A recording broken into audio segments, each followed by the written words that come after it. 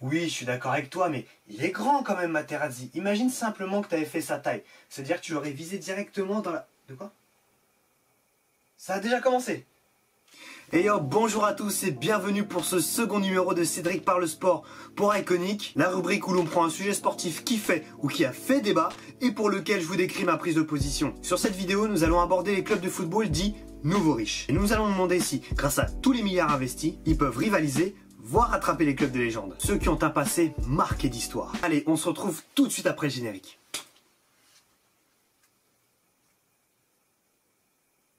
Mais non mais j'ai pas de générique. Depuis quelques années, nous voyons des investisseurs ou des fonds d'investissement injectés massivement dans le football pour redorer le blason d'équipes mythiques.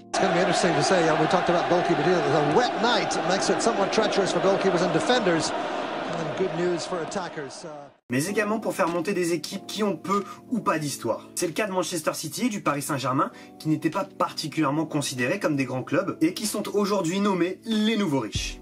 Contrairement aux clubs de légende, les nouveaux riches vont modifier de manière plus structurelle les clubs dans lesquels ils investissent. Au-delà du simple achat de nouveaux joueurs, il va y avoir un changement de présidence, de staff, de logo, de centre d'entraînement, d'installation, de structure en général. Une modification de l'ADN du club. Ça devient une sorte de nouveau club. Le PSG a été racheté en 2011 par QSI, qui est une organisation publique appartenant à l'émir du Qatar. Paris est une ville reconnue mondialement et la capitale plus son agglomération, c'est quand même 12 millions d'habitants. On comprend le potentiel. Manchester City, c'est 3 ans plus tôt, en août 2008, qu'a lieu le rachat du club. Cette fois-ci, ce n'est pas par le Qatar, mais par un autre pays du Golfe, les Émirats Arabes Unis. La provenance des acheteurs n'est pas la seule différence qui subsiste entre les deux clubs. Les fonds d'investissement de Manchester City proviennent d'un groupe privé, mais quand même, détenu par un cheikh membre de la famille royale. Mais au fond, il y a quand même pour tous les deux ce côté soft power et le développement de chacun de leur pays à l'international. I don't know a lot about the French players competition, but for sure they know who I am. Les investissements du côté de Manchester City ont permis de rendre cette équipe ultra compétitive outre-Manche. Le Paris Saint-Germain, depuis le rachat, est la meilleure équipe du championnat de France. Bon, en tout cas, ces deux clubs souffrent du même syndrome, c'est cette incapacité à passer un palier en Coupe d'Europe. Pour Manchester City, c'est encore plus prononcé. En 9 saisons avec les Émirats, ils ont réussi à atteindre une fois la demi-finale. C'était face au Paris Saint-Germain. Mais sinon, ils sont incapables de passer les 8e. City est encore trop déséquilibré, pas encore assez structuré. Ça se ressent dès qu'ils jouent face à une grande équipe. Le Real, le Barça ou le Bayern, sur un cumulé d'une double confrontation, ils ne gagnent jamais. Idem pour Paris, que ce soit en élimination directe ou en phase de poule. D'ailleurs, le PSG qui a disputé 4 quarts de finale consécutifs l'a fait globalement face à des équipes réputées moins fortes, voire équivalentes lorsqu'ils ont éliminé Chelsea. Bien qu'à ce moment-là, les Blues n'étaient pas dans leur période la plus faste. Dans tous les cas, dès qu'il y a une top team en face, la marche devient beaucoup trop haute. Bon alors, qu'est-ce qui manque à ces équipes pour passer ce palier ? Tout d'abord, il faut structurer davantage le club. Évidemment, au niveau des effectifs, ces clubs ont été obligés de faire des efforts beaucoup plus importants en termes de recrutement que leurs rivaux européens. Mais derrière ça, on voit notamment au PSG que depuis le départ de Leonardo, on est en grande recherche d'un directeur sportif. Derrière le président Nasser Al-Khelaifi, on a l'impression que dans ce club, personne n'est capable de mettre en place un cadre. Le PSG doit donc vraiment recruter un directeur sportif.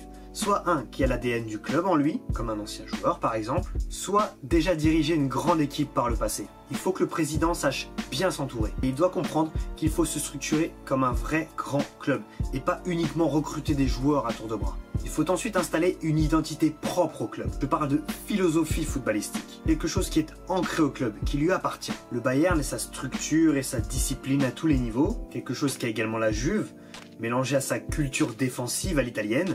Bref, Manchester City et le Paris Saint-Germain n'ont pas encore une identité footballistique propre à eux. C'est la culture collective de la gagne. Et ça, Man City l'a bien compris. Du coup, ils ont fait venir dans leur rang l'ancien directeur sportif du FC Barcelone, ainsi que l'ancien coach du FC Barcelone, Pep Guardiola. Ils ont offert à ce dernier une grande liberté dans le recrutement et dans sa manière d'apporter sa philosophie au sein du club. Avec plus ou moins de réussite pour le moment, mais déjà le fonctionnement global de l'équipe a changé et ce dès la première année de l'arrivée du coach catalan sur le banc. L'effet Guardiola, c'est pour le long terme. Il y a ensuite le niveau des championnats.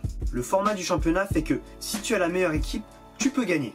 Parce que les petites équipes font parfois l'impasse ou ne prennent pas tous les risques lorsqu'ils jouent face aux plus gros. Surtout dans le championnat français, où les équipes adoptent des stratégies ultra défensives lorsqu'elles vont affronter le Paris Saint-Germain. Du coup, Paris ne joue que très peu de vrais gros matchs par saison. Et lorsqu'ils se retrouvent face à une montagne, ils ne savent pas comment aborder l'ascension.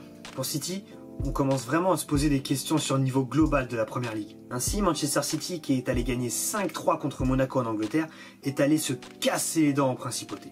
Et que dire du Paris Saint-Germain? Même cas de figure, sauf que c'était 4-0 au Parc des Princes. Ils n'ont réellement pas su comment aborder la rencontre. Presser, reculer, attendre, ressortir. Du coup, ils étaient tous perdus sur le terrain. Ils ont perdu leurs moyens, le match et la qualification face au Barça.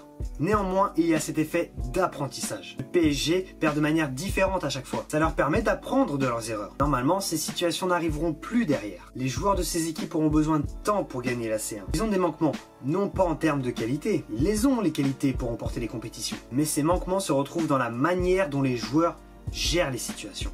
Donc pour conclure, on peut dire que oui, ces clubs nouveaux riches peuvent rivaliser avec les clubs de légende. Ce sera sur du long terme, puisqu'il faudra inscrire dans l'ADN du club une philosophie propre, comme on l'a vu, avec un cadre plus structuré et une direction précise dans laquelle aller. Nous pouvons d'ailleurs faire une parenthèse Chelsea, qui est devenu un club confirmé aujourd'hui, alors qu'il ne l'était pas vraiment par le passé. Le milliardaire russe Roman Abramovich est devenu propriétaire du club en 2003. Ils ont eu des résultats assez rapidement, avec notamment des demi-finales de Ligue des Champions en 2004, 2005, 2007, 2009, voire même une finale en 2008. Puis après tous ces échecs successifs, ils ont enfin pu remporter la Ligue des Champions en 2012. Premier club londonien à avoir réalisé cet exploit.